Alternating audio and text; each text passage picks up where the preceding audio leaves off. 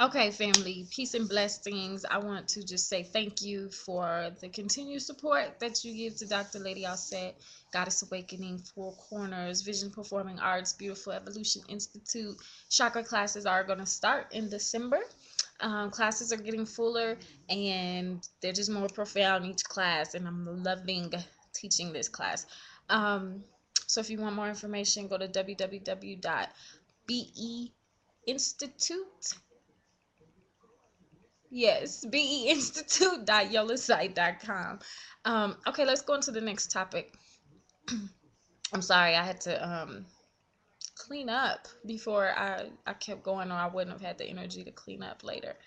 Um, so I want to talk about judgment.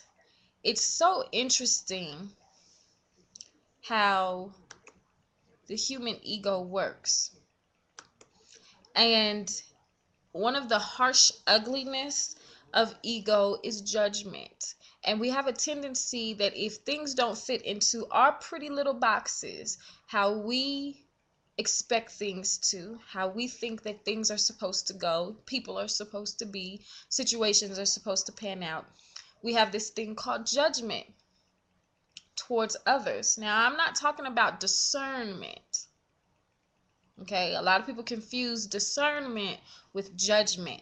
To discern is to know what is best, again, for you, not for someone else.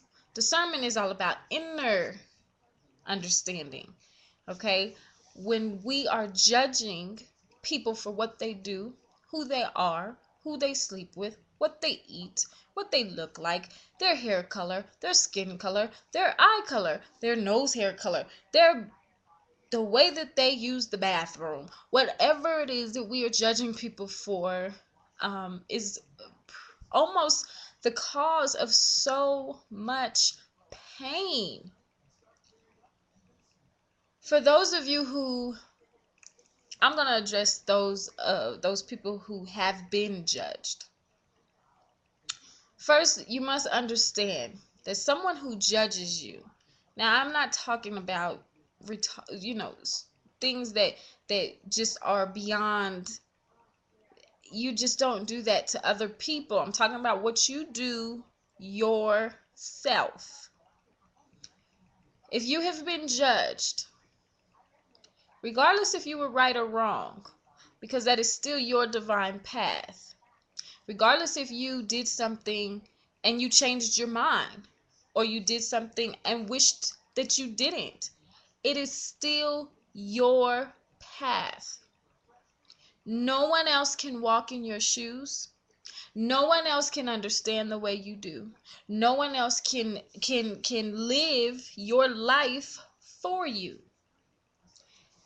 Oh, well, that sounds like you don't care about what other people think. It's not that I don't care about what other people think, because I honor and I respect it, because I don't judge. But what I choose not to give into is your judgment, your pain. You're only judging, or excuse me, you're only getting judged because the person who is judging you has some serious issues on the inside that they just have to express to you. This has nothing to do with you. When people judge other people, particularly when they don't do proper investigation, particularly when they don't go directly to the source until it's time to judge, like, that makes sense. When people do that, you have to remember that their frustration is theirs. If they are if they're courageous enough and honest enough to come to you with their judgment, you honor, you respect it, but you do not take it. You cannot take it. Because if you do, you begin to not walk in your own mission. You begin to walk into this mission that someone else wants you to be. Someone else wants to put you into this box, and you just can't do that. No matter what. Your walk is what you're supposed to do. You are exactly where you are supposed to be at all times. That's how divine God is. I had a situation I have a situation where I have a play called Inner Thoughts. And in Inner Thoughts, there's a character named Sasha. And she is a masturbator. And she masturbates on stage. She tells you she masturbates everywhere she goes, and she's always gonna touch herself. Always. And I remember I was oblivious to judgment because, one, I don't judge. Two, well, I'm not gonna say I don't judge. I strive very hard not to judge. Judgment is very much in my conscious, and I strive not to do that. So when it happens, sometimes I'm kind of caught off guard.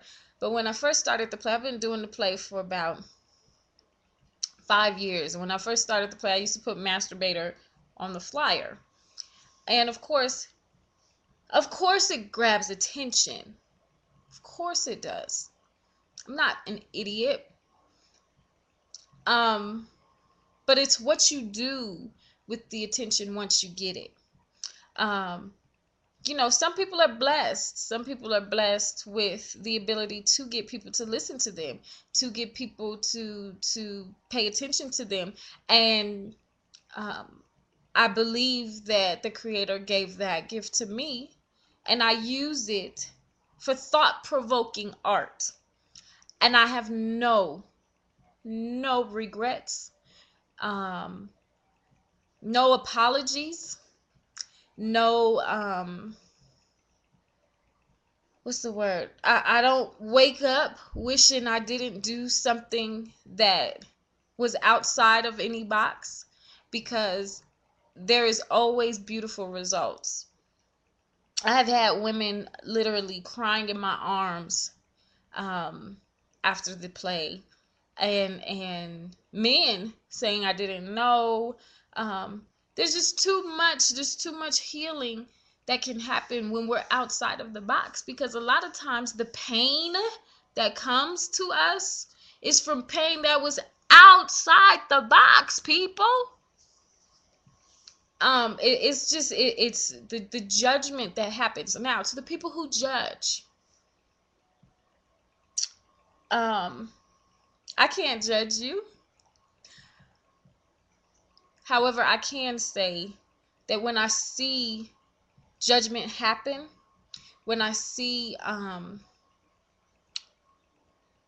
really what judgment is a lack of love. And there's no other way to put it. When you can judge someone, there is a lack of love. And I'm sorry, I don't make the rules of the universe. I just adhere to them, and I just choose to try my damnedest to walk in the submission of the universe. But when there's a lack of love that you're giving towards someone, i.e. judgment, there's usually a lack of love of self, because everything is reciprocal. Everything comes back to you. Everything. What someone is doing should never shake you. You can say, I would never do that. That's not the method I would use, because you're you, and that's not your walk. But you have to honor and you have to respect that you're not God, and that whatever God has placed on other people to be, whether it is creativity, whether it is skin color, whether it is sexual orientation, whatever it is, that is their walk. You don't have to put my stilettos on. You don't have to put my flip-flops on. You don't have to put my Nikes on. You don't have to put my toes on if I feel like being barefoot one day. You don't have to wear anything of anyone else's. So when you are judging, and what's funny is that those people who judge usually come back and say to the people that they're judging, you're selfish. Now let's really think about that. You're judging me or another person, whatever. You're judging someone because they're not doing something that you think is okay. Isn't that quite selfish? Because 9 times out of 10, that person didn't do it to spite you. They did it because they wanted to do it, or they chose this route, or whatever. But they weren't thinking, I'm going to do this particular thing to spite this particular person, to show this person that I want them to judge me.